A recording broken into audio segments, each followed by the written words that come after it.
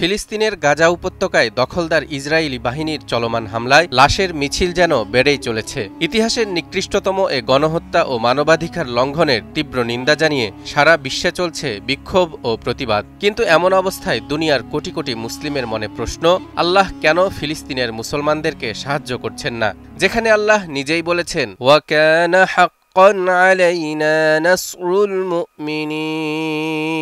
মুমিনদের সাহায্য করা আমার দায়িত্ব। কারো কারো মনে এ প্রশ্নও জাগছে, আল্লাহ কেন গায়েবী মদদ দিয়ে সাহায্য করছেন না, যেমন সাহায্য করেছিলেন বদর যুদ্ধে ফেরেশতা পাঠিয়ে।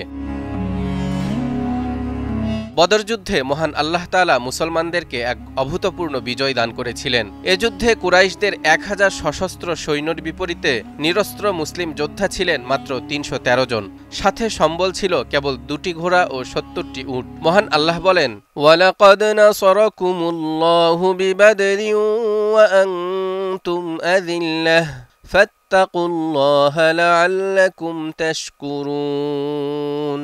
নিশ্চয়ই বদরের যুদ্ধে আল্লাহ তোমাদেরকে সাহায্য করেছিলেন, তখন তোমরা ছিলে হীনবল। সুতরাং তোমরা আল্লাহকে ভয় করো, যাতে তোমরা কৃতজ্ঞতা প্রকাশ করো। ঐতিহাসিক বদর প্রাঙ্গণের সে লড়াইয়ে আল্লাহ কিভাবে মুসলমানদেরকে সাহায্য করেছিলেন তাও তুলে ধরা হয়েছে এই আয়াতে। ইয তাস্তাগীসুনা রাব্বাকুম ফাস্তাজাবা লাকুম আন্নী মুমিদ্দুকুম বিআলফিন মিনাল মালাইকাতি মুরদিফিন।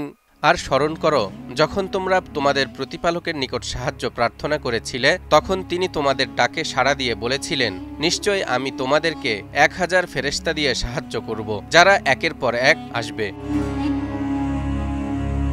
মুমিনদেরকে সাহায্য করার প্রতিশ্রুতি অনুযায়ী বদরের মতো আরও বহু যুদ্ধে মহান আল্লাহ তাআলা তার প্রিয় নবী সাল্লাল্লাহু আলাইহি ওয়াসাল্লামকে বিজয় দান করেছেন। রাসূল সাল্লাল্লাহু আলাইহি ওয়াসাল্লামের ওফাতের পর তার সাহাবীরাও শত্রুর মোকাবেলায় বিভিন্ন অসম যুদ্ধে জয়ী হয়েছেন আল্লাহর সাহায্য পেয়েই। এমনকি ভবিষ্যতেও আল্লাহ গায়েবী এই মদদের ধারা অব্যাহত রাখার ঘোষণা দিয়েছেন। পবিত্র কোরআনে ইরশাদ হচ্ছে, বালা ইন তাসবিরু ওয়া তাত্তাকু ওয়া ইয়াতুকুম মিন ফাওরিহিম হাযা ইউমদিদুকুম রাব্বুকুম বিখামসাতি আলাফিন মিনাল মালাইকাতি মুসাউইমিন। বরং তোমরা যদি ধৈর্য ধারণ করো, আল্লাহকে ভয় করো এবং তারা দ্রুতগতিতে তোমাদের উপর আক্রমণ করে, তবে আল্লাহ তাআলা তোমাদেরকে 5000 ফেরেশতার সুবিন্যস্ত বাহিনী দ্বারা সাহায্য করবেন।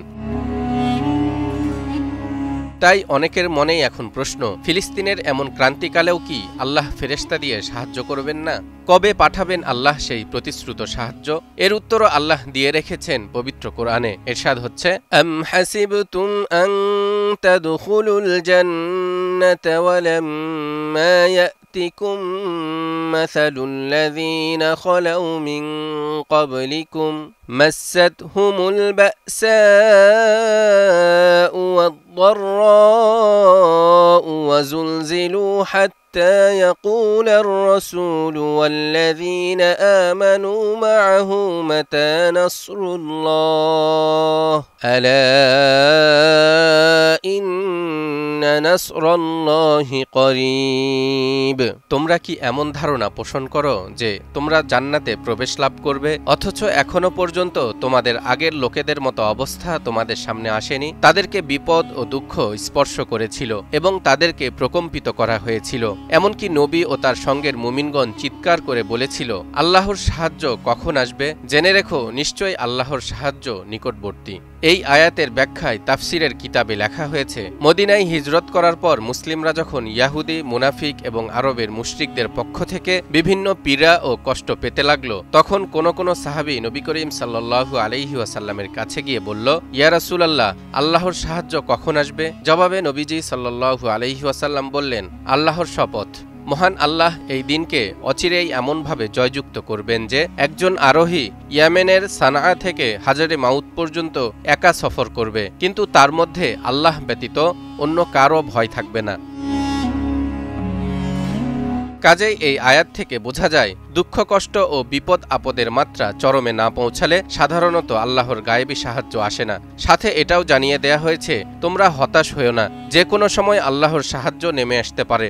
তবে এই সাহায্য আল্লাহ কখন কাকে কিভাবে করবেন এটি তার বিচার বা মর্জি অনুযায়ী নির্ধারিত হয়ে থাকে। ব্যাপারটা অনেকটা এই রকম, আপনি সকাল ৮টা বাজে ঘুম থেকে উঠে ভাবছেন রাত ১২টার ঘন্টা কখন বাজবে। আপনি কিন্তু জানেন রাত ১২টা বাজলেই ঠিক রাত ১২টার ঘন্টা বাজবে। ঠিক তেমনি আল্লাহর যখন মনে হবে আমাদের সাহায্য দরকার, ঠিক তখনই তিনি সাহায্য পাঠাবেন। ইসলামিক স্কলারগণ বলছেন আল্লাহর গায়েবী মদদ বা সাহায্য পাওয়ার জন্য তাআল্লুক মা আল্লাহ বা আল্লাহর সাথে গভীর সম্পর্ক স্থাপনের কোনো বিকল্প নেই। আর এর জন্য দরকার মুসলমানদের ঈমান আমলের লাইনে আরও জোরদার প্রচেষ্টা চালানো, আল্লাহর প্রতি দৃঢ় বিশ্বাস আর ইসলামের অবশ্য পালনীয় বিধিবিধানগুলো মেনে চলার পাশাপাশি আদব আখলাক, মুআমালাত, মুআশারাত, তাহজিব, তামাদ্দুন তথা শিষ্টাচার, চারিত্রিক বৈশিষ্ট্য, লেনদেন, উঠা বসা, সংস্কৃতি সকল ক্ষেত্রে ইসলামের নির্দেশনা যথাযথভাবে মেনে চলা। তাই আল্লাহর সাহায্য পেতে হলে তার দেখানো পথ অনুসরণ করতে হবে। আর এই মুহূর্তে তাওবা, দোয়া এবং ধৈর্য ধরে আল্লাহর সাহায্যের জন্য অপেক্ষা করতে হবে। এরশাদ হচ্ছে ইয়ানসুরকুমুল্লাহু ফালা গালিবা লাকুম ওয়া ইন ইয়াখযুলকুম ফামান যাল্লাযী ইয়ানসুরকুম মিন বা'দিহি ওয়া আলাল্লাহি ফালইয়াতাওয়াক্কালিল মুমিনুন। যদি আল্লাহ তোমাদের সাহায্য করেন তাহলে কেউ তোমাদের উপর জয়ী হতে পারবে না, আর যদি তিনি তোমাদের সাহায্য না করেন তবে এমন কে আছে যে তোমাদের সাহায্য করতে পারে। আর আল্লাহর উপরই মুসলমানগণের ভরসা করা উচিত। যদি আমরা আল্লাহর দিকে সঠিকভাবে ফিরে আসি, তার সাথে সম্পর্ক আরও মজবুত করি, তাহলে আশা করা যায় তিনি আমাদের দুনিয়াতেই যে কোনো উপায়ে সাহায্য করবেন, নতুবা আখিরাতের জীবনে পুরস্কৃত করবেন। তালহা ইবনে রেজা, নিউজ 24।